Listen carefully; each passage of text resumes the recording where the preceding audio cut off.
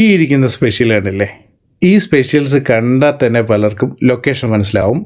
അഥവാ ലൊക്കേഷൻ മനസ്സിലാവാത്തവർക്ക് ഈ വീഡിയോയുടെ ലാസ്റ്റ് ഞാനത് പറഞ്ഞുതരാം. ഒരു ബിരിയാണി കഴിക്കാനാണ് ഞാനിവിടെ പോയത്. പക്ഷേ ഊണ് കണ്ടിട്ട് ഊണ് തന്നെ കഴിക്കേണ്ടി വന്നു. ഈ മീൻകറിയില്ലേ വളരെ സ്പെഷ്യലാണേ. അച്ചാറുണ്ടായിരുന്നു, ചമ്മന്തി ഉണ്ടായിരുന്നു, സലാഡ് ഉണ്ടായിരുന്നു, ഒരു അവിയലുണ്ടായിരുന്നു, പിന്നെ ഒരു അയല വറുത്തത് മേടിച്ചിട്ടുണ്ടായിരുന്നേ. ഈ അയല വറുത്തത് വളരെ സോഫ്റ്റും ഫ്രഷ് മീനുമായിരുന്നു.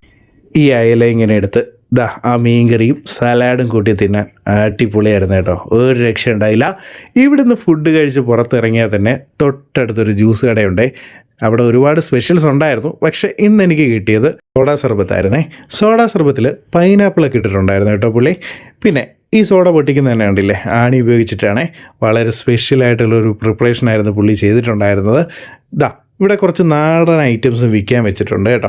ഇതിൻ്റെ ലൊക്കേഷൻ വരുന്നത് എഴുകോൺ ചീരങ്കാവിൽ നിന്നും പുത്തൂര് പോണ വഴിക്ക് നമ്മുടെ കുഞ്ചുവിൻ്റെ കട.